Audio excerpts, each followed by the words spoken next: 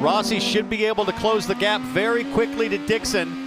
And Dixon's going to be working hard to get temperature as fast as he can. It's going to take Rossi probably 2 more corners to catch him, but then Dixon will have tire temperature. Oh, here we go, guys. Just in. Race control is reviewing the Alexander Rossi Takuma Sato situation.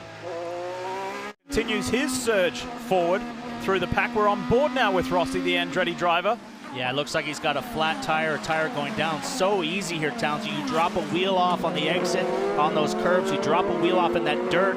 You hit a rock or something and it cuts the tire. Might have cut through and just slightly punctured the rear tire. Is it possible that the puncture might have been from the contact Maybe. with Sato? It was very much wheel to wheel. Yeah. Unlike the Wickens one, which was more side pod to wheel. Is it the left rear though? Because the contact was with Rossi's right side. Last lap was a 1:49, so it's about 4 or 5 seconds off the pace. And this is what the brutal, leaders are doing. brutal for Rossi because he's not in the window to make the last stop right now.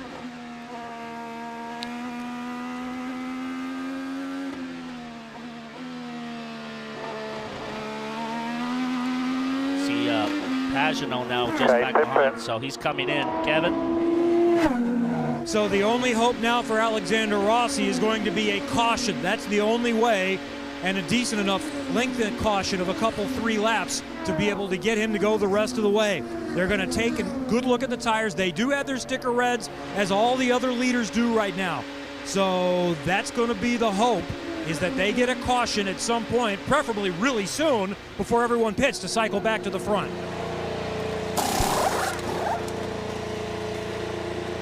Looking at steering again. Sort of like Zach Beach, they were looking at the steering knuckles on the right front. The left front has not been replaced. And this could be day done for Alexander Rossi. So 2 Andretti cars have now had steering issues up front in the steering rack and steering arm system. So now they're working on it. So pretty interesting. They've got something going on with their setup in the front rack and pinion setup. What are they saying on the radio, Kev?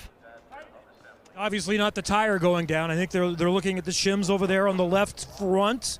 Well, so obviously this is going to take some time. That's definitely not tight because they're tightening it. So it looks like the camber shims, where you put the camber shims in, that was loose because he was ratcheting that over and to get it tight. So it's like those came loose, Townsend. You could see Rossi's steering wheel going down pit lane was slightly askew like we talked about with Veach earlier. So appears to be some sort of systematic issue.